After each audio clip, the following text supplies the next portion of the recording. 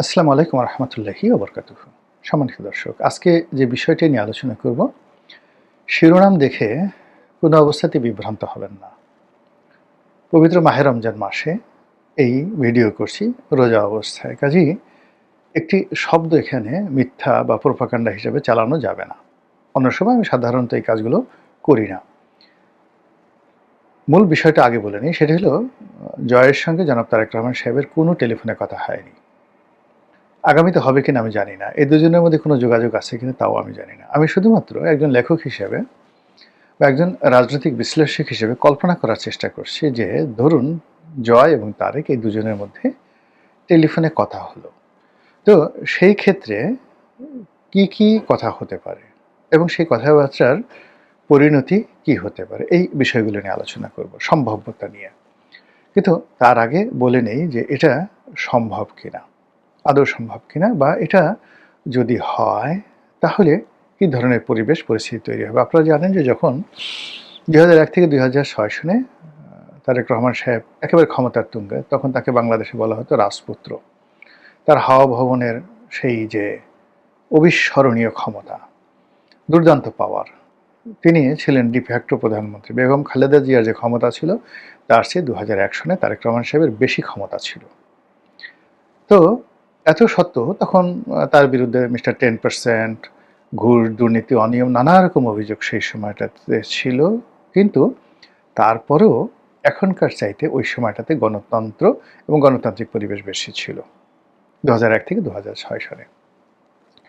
আপনাদের মনে থাকতে পারে যে ওই সময়টিতে তারেক রহমান সাহেবের ওই জমানাতে, মানে ওটা বেগম খালেদা ২০০১ থেকে খালেদা জিয়া প্রধানমন্ত্রী ছিলেন, কিন্তু বলা হতো এটা জমানে জমানায়ে তারেক, জমানা এ তারেক।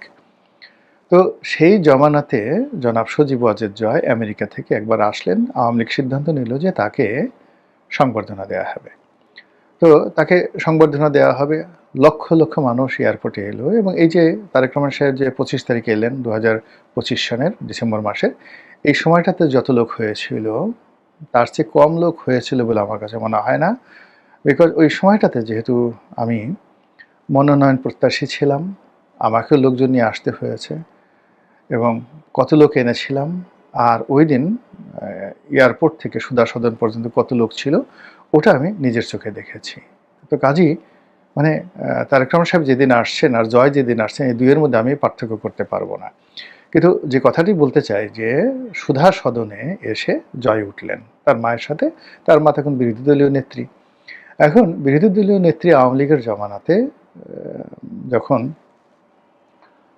বেগম জিয়া ছিলেন, তাকে তো আওয়ামী লীগ পাত্তাই দিত না। এরপরে যখন ২০১৪ সনের পরে সাবেক প্রধানমন্ত্রী রূপে বেগম জিয়া ছিলেন, তার সঙ্গে যে অপমানজনক অপদস্থমূলক আচরণ করা হয়েছিল আওয়ামী লীগের পক্ষ থেকে, সেই দিক যদি বিবেচনা করেন তাহলে তারেক রহমান সাহেবের প্রশংসা না করে পারবেন না। জয় এসেছেন, সেই সময়টায় জয়কে তিনি অভ্যর্থনা জানিয়েছিলেন, অভ্যর্থনা জানিয়েছিলেন। এটা আপনি ধরে নেন অভিনয়, এটা ধরে নেন নাটক, সিনেমা, যাই হোক না কেন। যেভাবে শেখ হাসিনা কোকোর মৃত্যুর পরে গেছিলেন, সবাই এটাকে অভিনয় বলে, কিন্তু এই অভিনয়টাকে ম্যাটেরিয়ালাইজ করা বিএনপির জন্য ওই মুহূর্তে লাভজনক ছিল। আর যদি সেটা করতেন ওই সময়টা, তাহলে ২০১৮ সনের ইতিহাস ভিন্ন হয়ে যেত। কোকোর মৃত্যুর পর পুরো বিএনপি ২০১৮ সনে ক্ষমতা আসতো, এবং গণতন্ত্র এই যে এখন জনাব তারেক রহমান সাহেবকে গণতন্ত্রের প্রতি ফিরতে যান বের হয়ে যাবে। এত সহজ হবে না। যে খতগুলো তৈরি হয়েছে সেই খতগুলো তৈরি হতো না, একটা সিস্টেম সেখানে রান করে গিয়েছিল। তো আবার জয় যে সুযোগটি পেয়েছিলেন তারেক রহমান সাহেবের পক্ষ থেকে, ঠিক সেই সুযোগটি গ্রহণ করা হয়নি, অপমান করা হয়েছে। আজকে যিনি তথ্যমন্ত্রী হয়েছেন, যাকে বলা হয় মিস্টার জহিরুদ্দিন স্বপন, তিনি সহ আরও কয়েকজন, এরা সবাই তখন তারেক রহমান সাহেবের ঘনিষ্ঠজন ছিলেন। তাদেরকে বলা হতো হাওয়া ভবনের কুশীলব বা হাওয়া ভবনের কিংমেকার। এবং ওই সময়টাতে জহিরুদ্দিন স্বপনের কথায় মানে কি বলবো, তিনি মানে ১০-১২ জন মন্ত্রী পকেটে রাখতেন। তারেক রহমান সাহেবের ক্ষমতার কাছে, মানে তিনি, গিয়াসউদ্দিন আল মামুন, তাদের যে ক্ষমতা, তারপরে মিস্টার অপু ছিলেন, আরও কে যেন ছিলেন, ডিউক ছিলেন, ভীষণ রকম তাদের ক্ষমতা ছিল। তো এইরকম বাংলাদেশে মানে ডিফ্যাক্টো প্রাইম মিনিস্টারের রাইট হ্যান্ড জহিরুদ্দিন স্বপন তিনি ফুলের তোড়া নিয়ে এবং একটি শুভেচ্ছা পত্র নিয়ে সুধা সদনের সামনে এসে জাস্ট ফকিরের মতো দাঁড়িয়েছিলেন এবং তিনি তখন সংসদ সদস্য। তাকে কিন্তু সম্মান করে ঘরের মধ্যে নেওয়া হয়নি, অভ্যর্থনা জানানো হয়নি এবং মর্যাদা দেওয়া হয়নি। অথচ উচিত ছিল তার সঙ্গে দেখা করা এবং তারেক রহমান সাহেবের শুভেচ্ছা গ্রহণ করে এবং তারেক রহমান সাহেবের শুভেচ্ছা উত্তর দেওয়া। এর কারণ হলো আপনি পৃথিবীতে যাকে তাচ্ছিল্য করবেন, যাকে তাচ্ছিল্য করবেন, আল্লাহ তাকে দ্বারাই আপনাকে শাস্তি দিবে। আপনি যাকে নিয়ে টিটকারি করবেন, মস্করা করবেন, সেই লোকের কাছে, পায়ের কাছে আপনাকে যেতে হবে। এই হলো দুনিয়ার অবস্থা। তো সেই ক্ষেত্রে দেখুন যে তারেক রহমান সাহেবকে বিএনপির লোকজন ঠাট্টা করেছে, এখন সেই বিএনপির লোকজন তাকে আব্বা আব্বা করে তার ধারের কাছে যেতে পারছে না। যে তারেক রহমান সাহেবকে আওয়ামী লীগের লোকজন ঠাট্টা মস্করা করেছে, এখন তারেক রহমান সাহেব যদি তাদেরকে ডাকেন, বিএনপিতে যোগদান করতে বলেন কিংবা তাদেরকে একটু আশ্বাস বানিয়ে দেন, মুহূর্তের মধ্যে তারা আনন্দে গলায় দড়ি দিয়ে মরে যাবে, গাছের থেকে লাফ দিয়ে চিত হয়ে পড়ে যাবে। এগুলো বাস্তবতা, ক্ষমতাকেন্দ্রিক রাজনীতি। তো কাজেই এখন ওই যে অতীতে যে ভুলটি জয় করেছেন, যে ভুলটি শেখ হাসিনা করেছেন, তারেক রহমান সাহেবকে সেই ভুলটি করবেন? এটি হলো প্রশ্ন।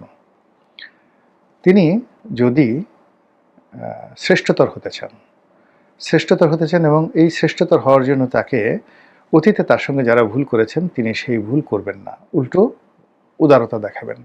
খন্দকার দেলোয়ার অসাধারণ একটা কথা বলেছিলেন।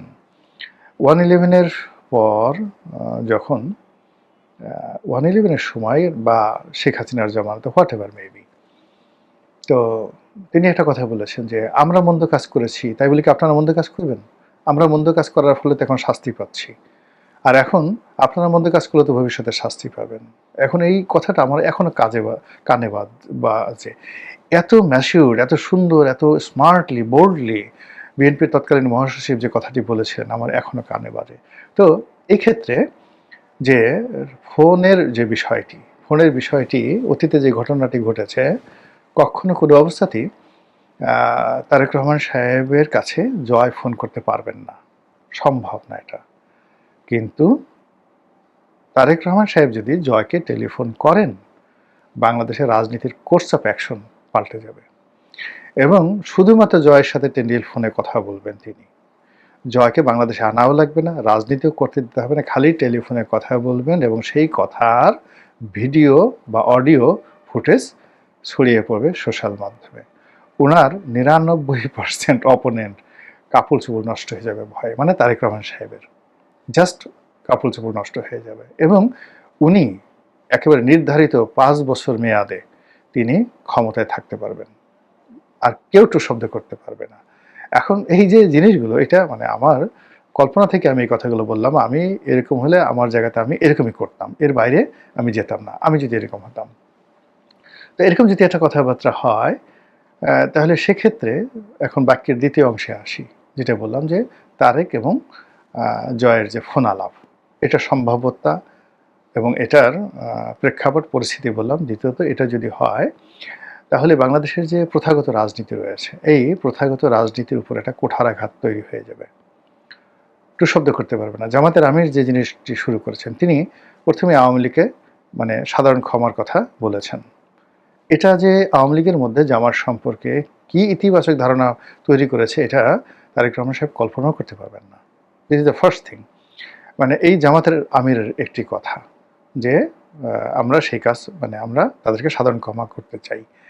দ্বিতীয়ত হলো যে আমিরে জামাত যেভাবে লন্ডনে গিয়ে তিনি বেগম জিয়ার সঙ্গে দেখা করে এসছেন, তারেক রহমান সাহেবের সঙ্গে দেখা করে আসছেন, বাংলাদেশে আসার পর যেভাবে তারেক রহমান সাহেবের সঙ্গে তিনি দেখা করেছেন, এটা জামাতকে কতদূর এগিয়ে নিয়ে গেছে কল্পনাই করা যায় না। ফলে এখন রাজনীতি যেহেতু প্রথা বিরুদ্ধ চলছে, সবকিছু প্রথা বিরুদ্ধ চলছে, তারেক রহমান সাহেব নিজেও এই গল্প কয়েকদিনে প্রধানমন্ত্রী হওয়ার পর প্রথা বিরুদ্ধ কাজ করছেন। তো কাজে আগামীতে যদি এরকম কোনো প্রথা বিরুদ্ধ কাজ হয়, তার সঙ্গে যদি শেখ হাসিনার কথা হয়, তার সঙ্গে যদি ওবায়দুল কাদেরের কথা হয়, তার সঙ্গে যদি তারেক রহমান সাহেবের সঙ্গে যদি জয়ের কথা হয়, পুতুলের কথা হয়, শেখ রেহানার কথা হয়, এতে করে রাজনীতি ছোট হবে না।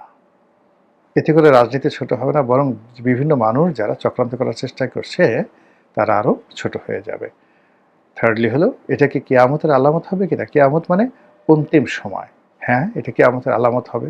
কিয়ামত বলতে রাজনীতিতে যে অপচেষ্টা, রাজনীতিতে যে দুর্বিসন্ধি, রাজনীতিতে যে চক্রান্ত, রাহাজানি, মারামারি, কাটাকাটি, হানাহানি, যা কিছু মন্দ, যা কিছু হচ্ছে, এই জিনিসগুলোর একটা মানে যাকে বলা হয় কিয়ামত রচনা হয়ে যেতে পারে যদি তারেক রহমান সাহেব উদার হন। আল্লাহ আমাদের সবাইকে হেদায়েত দান করুন এবং হেফাজত করুন। আসসালামু আলাইকুম ওয়া রাহমাতুল্লাহি ওয়া বারাকাতুহু।